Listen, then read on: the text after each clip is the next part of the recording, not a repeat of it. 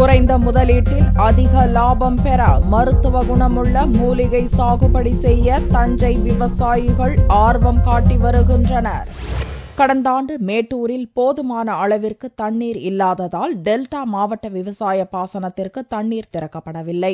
இதனால் தஞ்சை மாவட்டத்தில் பல ஆயிரம் ஏக்கர் விளைநிலங்கள் பயிரிடப்படாமல் தரிசு நிலங்களாகவே இருந்தன. இந்நிலையில் தஞ்சை மாவட்டத்தில் உள்ள ஐயாசாமிப்பட்டி, சென்னாம்பட்டி பகுதிகளில் உள்ள விவசாயிகள் மருத்துவ குணமுள்ள கற்பூரவல்லி என்று அழைக்கப்படும் கூர்கான் மூலிகை செடியை தங்களது நிலத்தில் பயிரிடத் தொடங்கினர். குறைந்த அளவே நீரை கொண்டு பயிரிடப்படும் இந்த கூர்கான் செடிக்கான பராமரிப்பு மற்ற பயிர்களுடன் ஒப்பிடும்போது மிக மிக குறைவு. ஏக்கருக்கு 15,000 ரூபாய் செலவு செய்தால் 1,00,000 ரூபாய் வரை வருமானம் கிடைப்பதால் தஞ்சை விவசாயிகள் மூலிகை செடியான கூர்கானை பயிரிட ஆர்வம் காட்டி வருகின்றனர். எல்லா விவசாயத்தை விட இது எங்களுக்கு லாபகரமான விவசாயமா தெரியுது சார். செலவும் கம்மி. இதுல பாத்தீங்கன்னாக்கா நாங்க சேலத்துல தான் ஏற்றுமதி பண்ணோம். சேலத்துல தான் செடி நாங்க அக்ரிமெண்ட் மூலியமா போட்டிருக்கோம். இதுல எங்களுக்கு தோட்டக்கலையில இருந்து நிறைய உதவி பண்றாங்க. அவங்க மூலியமா அதை நாங்க செஞ்சிருக்கிறோம். இது தண்ணி செலவும் ரொம்ப ரொம்ப கம்மி.